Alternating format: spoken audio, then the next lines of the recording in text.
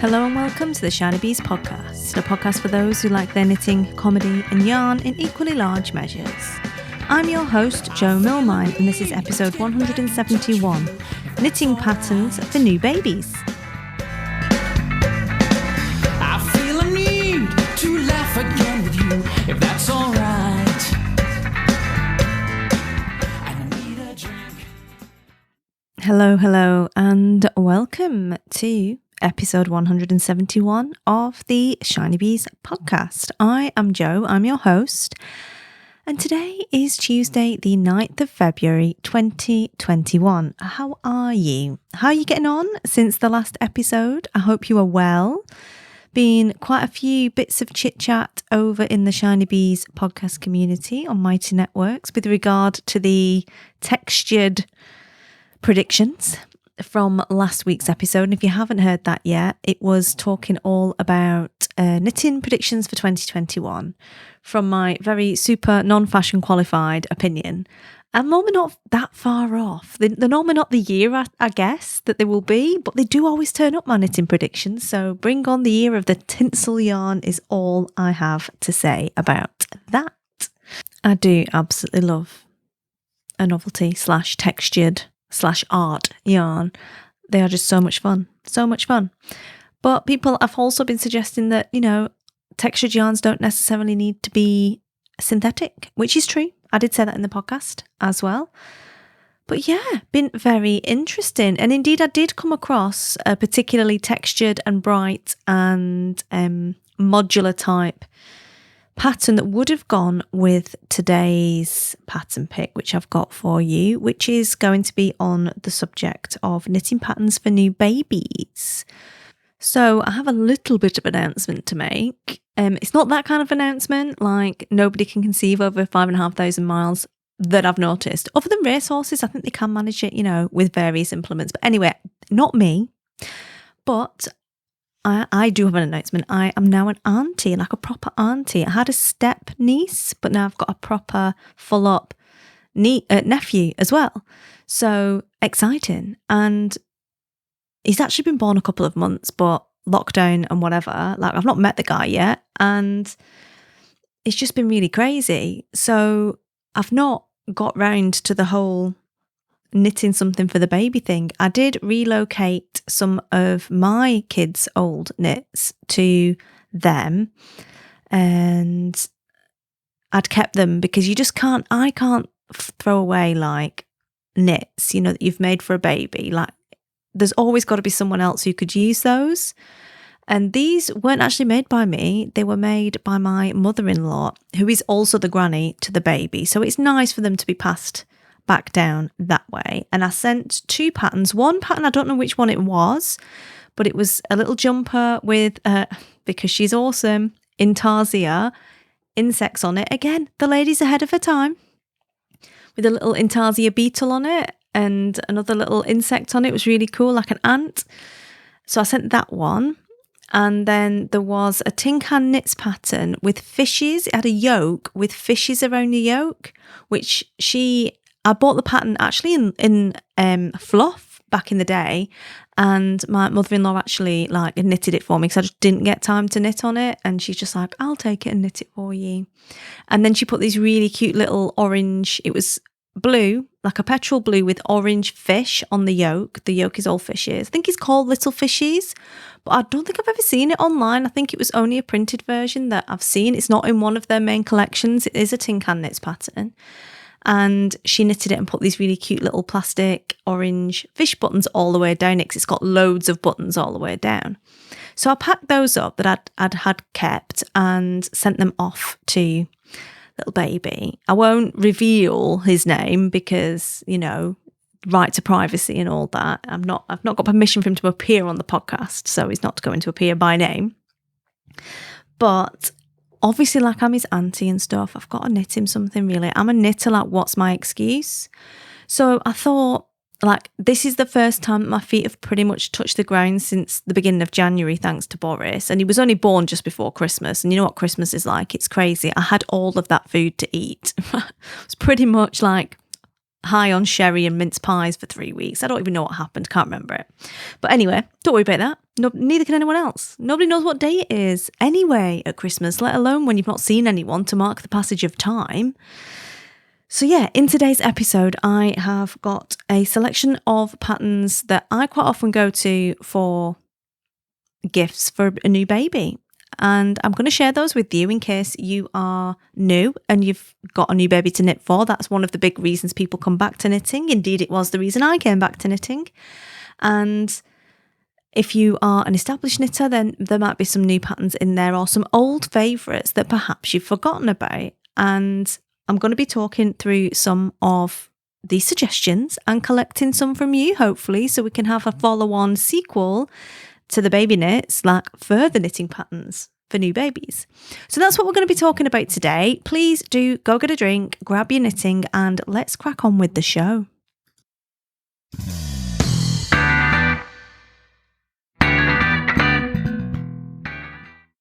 So, knitting patterns for new babies then. I think before we get into the patterns, it's probably reasonable to discuss yarn options just on a basic level, and this is probably like an entire episode of its own, and I might well put that on my episodes list to do at a later date. However, I think if you are one of my many new listeners that is quite a new knitter, and I know quite a few of you have come across to the Shiny Bees podcast community, don't forget you can join that for free at any time. It is shinybees.com/community and you'll be redirected. Please come and join us there. You'd be very, very welcome. But quite a few of the newer knitters have come across, have started knitting during lockdown. Thank you, Boris. And for our new knitters, our new knitting friends. And are asking, for help with pattern suggestions and yarn suggestions, which is completely awesome. It's really great to have new people there that want to learn different stuff that we can all help, right? It's great. So I thought because of that, and because, as I mentioned before, I came back to knitting because I wanted to knit for a baby. And that is a time when a lot of other people do. It's a little bit of a kind of cliched, traditional time to do it, but that is one of the big times. One of the other big times is if you get sick and you sat around in doctor's surgeries for a lot. That tends to be the other big story when it comes to coming back into knitting and making your own clothes again or making your own accessories. So yarn-wise then, when it comes to baby knits, there are a few schools of thought, I think, when it comes to this, and I always approach everything in the start with the end in mind mentality. So if you are knitting for your own offspring, perhaps, or for another knitter's offspring, or somebody that understands how to look after yarn properly, then the world is pretty much your oyster, because the people you are gifting this beautiful handmade gift to will understand exactly how to look after it. And it's not that people who don't knit are incapable of looking after delicate type yarns. It is purely that in terms of workload, you don't want to give this beautiful gift that then is a massive workload for a new parent, potentially, to look after and sort out. And it's all about like priorities and what's important, right? So if you are a knitter, the yarn will, looking after your woolens and your yarn will always be very important to you. So if the person you're knitting for is a knitter or someone very familiar with looking after delicate fibres, then you can kind of go a little bit crazy with what yarn choice you want to select for whatever project you are making. Now, I will caveat that with, you don't want this beautiful kind of Cheviot burp cloth or whatever, like a muslin, like knitted muslin made out of Cheviot. Like that would be luxurious, slightly ridiculous, okay? It's not really what that fibre is made for. But it would be entirely reasonable to do a special shawl that's got loads of silk and a bit of mohair or a bit of alpaca or whatever in it that's a little bit fancy, if it's like a christening shawl, for instance, because you're not necessarily going to use it that often. It will become a family heirloom. You can do that. When it comes to like your everyday knits, I'm a big fan of sock yarns, honestly, but sock yarns, commercial sock yarns for cute baby knits because it's 4-ply, same weight pretty much. Or as near as damn it, you don't need to worry about it too much with it being a baby, like it's not custom fit or anything. But they tend to be really bright colours, which a lot of modern parents like now. It tends to be self-patterning, which means it looks quite fancy without you having to do any extra work. It's pretty quick to knit up as a result of that, and it tends to be quite hard wearing, so you can get away with machine washing a lot of these, like your opals or your Regia sock yarns. You can get away with washing them in the washer and nothing bad happens because they're superwash. They've got quite a bit of nylon in and they last forever. Like they will go through several siblings. So that's my little trick, secret, back pocket sort of knowledge when it comes to the baby knits, particularly if I'm giving them to somebody else, because it can still be wool and I like it to be wool, but it doesn't need to be wool that you need to look after carefully. Hand dyed is beautiful and I love it, but it is not going to forgive you putting it through washers with strong detergents or anything like that. It's just not going to work. It's going to be expensive and it's going to fade, and that's not really what you want. Save the hand dyed for yourself or for your kids, that you're going to hand wash it for, right? Don't give it to somebody else that wants to put it through the washer with all their other stuff. But the sock yarns are cheeky. You can definitely get a little cardigan, definitely get little hats out of, 1 or 2 balls. It'll cost you next to nothing. It's about £8 a ball for Regia. So that's my top tip for that. When it comes to people who haven't used or aren't familiar with using wool yarns, there's nothing wrong with acrylic. There is nothing wrong with acrylic. Acrylic has its place in the world. It is not terribly environmentally friendly. It is plastic at the end of the day. It's made out of oil. It's never going to degrade. It's not environmentally friendly. It's not. Neither is a lot of the stuff that we use in our houses, that we wear on our bodies, and the fashion that we have at the moment. It's not going to be that, it's just not. And you trade off. Some people will not have the budget to be able to afford higher end yarns or more expensive yarns to give away as a gift. It's okay. There is a space and a place for acrylic. There is. It's lightweight. It dries really quickly. You can throw it. You can do anything to it. You can't kill it. I know people say you can kill acrylic. That's rubbish. It goes a bit slack, but you cannot break it. And that's why it is really quite useful when it comes to making things for babies, because it can be boil washed, you can do whatever you want with it, you can tumble dry it, the baby can vom all over it. It's not going to be a problem. I rather quite like when it comes to, and call me a Bluffall traditionalist. Joy, you're a Bluffall traditionalist. Thank you. I like Sirdar Snuggly. I like Sirdar Snuggly when it comes to knitting baby clothes for people who don't want to have to do wool care. It's not particularly expensive. It's very widely available. It's available in a range of colours. They do the whole pastels thing for people who like old-fashioned baby stuff. It is safe as houses when it comes to that. And it's in terms of acrylics, it's on the nicer end of acrylic. Some acrylic can set your teeth on edge a little bit, can be quite squeaky. I don't find that to be the case with Sirdar. It's a polyester nylon mix, so it feels a little bit nicer than that really crunchy feeling acrylic that you get on the very cheaper end. Stuff like Stylecraft, like their bonus and their acrylic range has got every colour going. Literally loads of bright colours, big balls for not that much, cost-wise. That means you can make blankets, you can make jumpers, you can make hats, you can make whatever. And it will be cheap, cheerful and easy to look after. So they're my top kind of go-to acrylics that I would use. I'm not a massive fan of the acrylic wool blends purely because they still need a degree of wool care. You may as well just have full up wool. But if you're going to go for a wool yarn, then try something like your Debbie Bliss. Again, it's very commercial, but it's easy to knit with. It's quite soft. It's quite a nice blend for what you pay for it. Again, super readily available in a range of colours. And also, again, Sirdar do a lot of cute baby yarns, like coloured striping, like the smiley stripes yarns that they did. There's lots of different options of patterned yarns as well from Sirdar that are not acrylic, that are different blends. They've got maybe cotton in or whatever else. So there's some of the brands that I would have a look at to start with. Obviously, there are lots of other options available, but they are ones that you can get pretty much anywhere, along with like your Red Heart if you're in the States or whatever, it's just easy to knit with, easy to get hold of, easy to look after, and fairly easy on the pocket as well. So, having banged on about yarn a little bit, not in too much detail, just a couple of top tips there for you from me. Oh, another top tip, don't use the novelty yarns for babies. Like, nobody needs to have that really super sweaty pom-pom jumpers on. Like, babies don't like it. I'm convinced babies don't like the pom-pom, like the sweaty pom-pom yarn. They don't like that. They don't like the funky fare either, I don't think. I think it annoys them. I think it's too hot and sweaty. Just my opinion.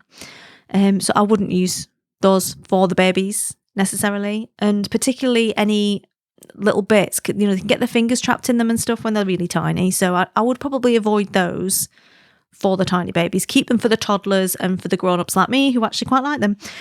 But anyway, moving on to the patterns that I've got for you. So I've picked a couple of different things. I've picked some hats, some booties, blankets, cardigans, a variety of different options there for you, depending on how much time you've got available or how new you are. And some are free.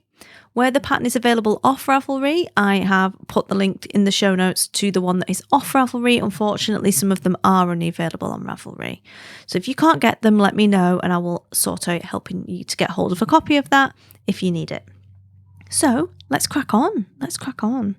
The first one is called Kaya May. This is a pattern by Jamie Hoffman and it's published in Knit Sophie Designs. Okay, it's a free pattern for a Fair Isle beanie and it comes in sizes from 6 to 12 months up to adult. And babies do get like quite big heads quite quickly after they're born. So just bear that in mind. It's in a worsted weight yarn. And it's basically, you start off with one colour and you have a ribbed hem. And then it's a Fair Isle pattern going up. It's quite like a pixelated pattern going from one colour to another colour. It's a great option to use a patterned yarn with a plain yarn for something a little bit fancy that looks like a little bit wow, but actually hasn't been that much work to make it. And obviously you can then add a bobble or not add a bobble as you see fit, or a pom-pom if you don't call it a bobble. We call it a bobble hat up north. Pom-pom. If you want to add one of them on. But like I say, it's a free pattern and with it being worsted weight, it should work up really quickly. Everyone always needs hats for babies. They're a great option for toddlers as well. They always need a million hats. So it's something you could potentially get quite a bit of wear out of and could last for a decent amount of time. That is Kaya May by Jamie Hoffman. Also, I did not mention, but I will mention now that links to all of these will be in the show notes, which you will find at shinybees.com/171. My other option for a hat is the Basic Baby Hat by Heather Tucker. I've used this pattern millions of times. I did have a phase where I liked to use this pattern, knit a beanie, and then put a ridiculous pom-pom on top, like nearly as big as the baby's head, because it's just funny, right? So, such a cruel auntie. I might do it again. It might have a little bit of a stash dive and a little sniff of some yarn and see what's in there, what I can get out. So it is for DK weight, so super available yarn. You can get DK anywhere. It is like the main weight of yarn for anything really. And it comes in 5 sizes and it is just a basic beanie. It's a ribbed bottom, it is a stockinette stitch body, and it's a free pattern and it's sized, like I said, all the way from little newborn all the way through to bigger. So Basic Baby Hat by Heather Tucker is definitely a go-to for me, certainly. And if you are new, then DKs is a good weight of yarn to start with, and that should be a good starter pattern for you if you've never done that before. Number 3 is the In Threes, a baby cardigan by Kelly Herdrich. Kelly without a net. It is a paid for pattern, this one. It's $6 and it is for a worsted weight cardigan. And it's got a patterned yoke, but the patterned yoke is only garter stitch ridges basically. It's nothing super out there, but it offers some options for customization. You could do 2 different colours and do the garter ridges in a different colour to make it a little bit more interesting. That's what I did when I knitted it. I did a navy blue and mustard for my friend's daughter, and she got tons of wear out of it because it is one of these designs that they can sort of carry on wearing for quite a long time. It has got 3 buttons at the top of the yoke, but the rest is open. So maybe it starts off with the sleeves being a little bit longer. It's not got full length sleeves. It's got cropped short sleeves. But obviously as the child grows, it just becomes less of a long line cardigan and more of a kind of shorter one. And the arms look a bit shorter, but it actually seems to last for quite a long time, which is, really good. And for the amount of effort involved, it looks quite fancy considering you've got like this yoke and everything. It can be different colours, but it's actually not a difficult project to knit. It's in worsted weight yarn, so it is pretty quick as well to work up.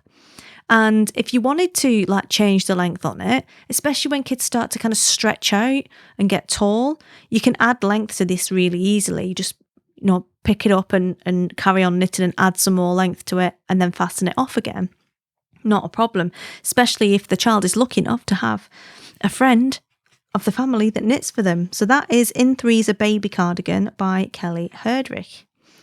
Number 4 is the Pilo Cardigan by Imke von Nathusius. I think that's right. I hope it is. Anyway, this is for a fingering weight cardigan. It is €5 for the pattern and it goes from 0 to 3 months all the way up to 7 to 8 years. And it is available in English and in German, which is cool. Now this is for a really plain cardigan. It's plain stocking stitch with raglan seams. I really prefer raglan seams for little babies because I don't like the idea of there being too much bulk around their arms and their armpits when they can't really move much. Because if you go for some other patterns, that does seem to be a problem. And you don't want them getting, I know babies don't really sweat that much, but you don't want it to be like chafing and rubbing when they're moving their little arms. So for that reason, I prefer like the raglan set-in seams because it's just less fabric to get in their way. This is knit in one piece from the top down, and you can put little eyelets along the raglan to make it a little bit more feminine if you would like. But it's one of those patterns that you could use again and again and again. Every time it would be different. Every yarn you used, it would be different. You could use pattern yarns to make it different. And it's one of those designs that no one's going to be offended by or think it's old-fashioned. It's a very staple design. I really love cardigans for babies because you can get them on and off easily. You don't have to worry about pulling them over their ears and them not liking it, because if it's going to be a sweater, it really needs to be a wide neck sweater, like the envelope type sweaters, and not have a neck that is tight, because they can't get them on and off because they've got massive swedes, haven't they? And they're just awkward to take on and off, whereas a cardigan you can quickly undo and take it off without them getting angry about you pulling stuff over their head when you're changing them every 30 seconds and whatever else. So I really prefer cardigans for that. I'm not a massive fan. Everyone always goes on about the baby vertebrae cardigan, which is, it's almost like a long line shrug. So it's not got buttons at the front. It's just like knitted at the back and like a long line shrug with nothing at the front. I'm not a massive fan of that because a lot of the time that the babies are lying on their backs or whatever, and I just don't see a point in them having like a sweaty back and not anything else. And even if they're in a carrier, like they tend to have something along their back in the carrier. So again, I don't really see the point in that. So I'm not a fan of that, but I know a lot of people are. So take a look at baby vertebrae, but I'm not going to recommend it in my list because I've never knitted it for anyone because I just don't find it that practical. I prefer something that's like a proper cardigan. There's me being all traditional, if you like. So the next one I've got for you, pattern number 5, is Kashdi by Liz Cork. This is a paid for pattern. It is £4.20 and it is for a square blanket. It's knit in DK yarn and it's got a main colour, and then as you go out towards the edge, it's got stripes of 6 different colours on it. So on the example, it's white or cream, and then it's got rainbow stripes on it. And then on the very edge, you go back to the main colour, and it's knitted in a moss stitch. It's really nice. It could easily be something you'd get in like a nice baby boutique, something that nobody's going to be offended by, that they could use for ages, that will look nice on anybody's pram. And you can use up your different bits of leftover yarns, especially if you've got some nice yarns that you want to just use a little bits up of. For the stripes, this would be a good option for that, or maybe a mini set if you've got that lying around and you want to use that up. That would be great as well. Blankets are always good. Like, you're always going to use blankets with babies, either in the pram or for them to sit on the floor and play on or whatever. So always a nice option. And if it isn't too fancy or too patterned or too lacy or too anything, then people are generally going to like it. And again, this would be a great option for wools. You could definitely do it for wools. That'd be a really nice one. But if you did it in acrylics, it'd be super washable and super usable as well. So it's something, again, you would use lots of times. So that is Kashti by Liz Cork. The next one is baby booties. I love baby booties. Like, I know they're quite old fashioned, but I don't care. I do not believe babies should be wearing Nikes. They should be wearing booties. And this pattern is for the easiest and fastest baby booties ever, by Ala Sasha. It is another free pattern for you, and it's knit in worsted weight yarn, and it's just for a little stocking stitch bootie, you know, that you can just put on over the top of whatever, keep the little feet warm, nice and squishy. Before they start walking. Once they start walking, you're going to need to adjust it and put some stuff on the bottom so they don't slip. But especially when they're not mobile, this is quite a nice option to make for them. So that is the easiest and fastest baby booties by Ala Sasha. Then we've got 2 more patterns to go. The first one is called Little Dino. It is by Susan B. Anderson, and this is $5 US, and it is a pattern for a little knitted dinosaur. Everybody loves dinosaurs. You're not going to offend anybody, but anybody by giving them a dinosaur as a gift. Like, boys love them, girls love them, everybody loves them. It's not a problem. So it's knitted in worsted weight yarn, and this I think is quite good because it is a toy, and toys are notoriously can be quite fiddly, which is fine. But what I like about this is not only is the finished design really cute and something that I think lots of people would find appealing, but there are quite a lot of techniques in it. So if you are new, or if you want to try some new techniques with the added impetus and momentum of knitting for a child that you know as an impressive gift, then this could be a great pattern for you. So you knit the base basically, and then you pick up around the edge and knit the body, and then the I-cord is used for the tail, and then there's some grafting at the top to graft the rest of it together. So quite a lot in there of little bits and pieces to try, which is cool. That is a Little Dino by Susan B. Anderson. And finally, I have pattern number 8, which is the Kicking Bag for Babies by Annika. This is a free pattern for fingering weight yarn. And what it is, it's just like a little bag that you put them in. And somebody made one of these for me for Sammy, which is why this made it onto the list, because I probably never would have knitted one myself, but it was one of the most used objects that I had and was given for him when he was a baby, to the point that I still have it. It's not being sent to the nephew. I'm keeping this one, right? And it's just like a little envelope you put them in, like a little bag that you put them in, but it's knitted. So instead of like having to faff them in and out of like knitted leggings, like who wants to wear knitted? I don't wear knitted leggings as a grown-up. I didn't want to wear them as a baby, not putting them on my baby either. But if you want to quickly just keep them warm without layering them up, you can quickly put the feet in it, and they can kick around in it, and it kind of keeps the toes warm, but without any of the extra bulk. It's super simple. And because it's fingering weight, you can use a nice little bit of hand-dyed if you want to, or some patterned yarn, or the sock yarn again, like I said earlier. And it's really good. Honestly, and I did not get it. And then someone gave me one. I was like, actually, this is super useful. You know, when they're just sitting around on people's knees on the couch or whatever, you can just whap them in it. Jobs are good in. So they are my patterns for you. They're some of the go-to patterns that I use for knitting for babies. And, you know, hopefully at some point my nephew will get something knitted by me actually given to him and sent to him. But I'm interested to hear what you have to say about it. Do you knit for people who are having babies? Do you have any go-to patterns that you think are really great for knitting for new babies? Let me know. You can email me info@shinybees.com, or come over to the show notes at shinybees.com/171 and leave me a comment there. You can tag me at shinybees on social, or my preference would be that you come and hang out in our community over on Mighty Networks and put a comment in under the topic for this episode, and we can all have a chat and have a look at your suggestions there. So hopefully that has been useful for you and given you a few ideas for knitting for new babies. I have a stash to go sniff, but I hope you will all have a lovely week. Happy crafting, and I shall speak to you all again soon. Cheers!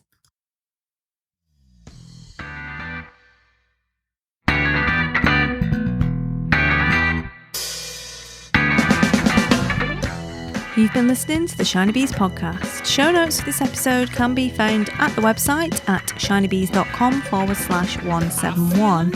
And if you've enjoyed this episode, please do go ahead and subscribe on your podcatcher of choice, and I would love it if you'd consider leaving a review for the show.